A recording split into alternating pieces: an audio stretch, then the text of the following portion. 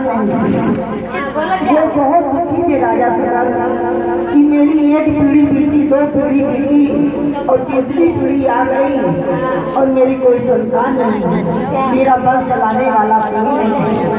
मालूम है बच्चे बड़े हो गए। गुरु जी आए, गुरु जी कहने लगे, कहे राजा मेरी बात ध्यान रखो, अपनी पत्नी को लेके जंगल की ओर चले जाओ, ब्रह्मा जी की तपस्या करो, तपस्या करते करते वो खुश होंगे, तब तुम्हें वरदान देंगे।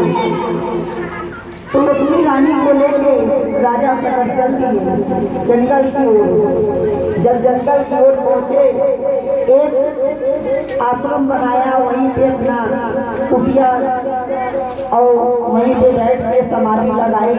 दोनों प्राणी, तीनों प्राणी लगाते लगाते काफी बीत गए।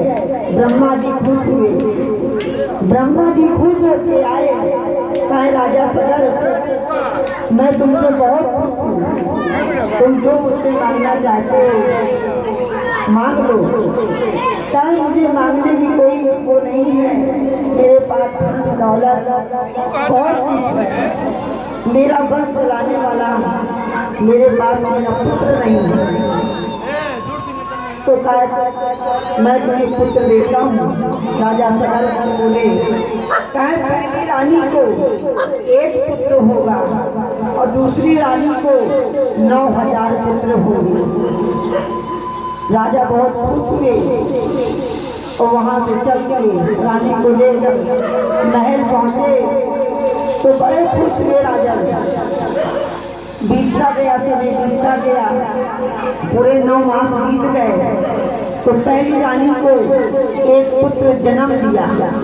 राजा को सूचना दी गई कि पहली रानी को एक लड़का हुआ।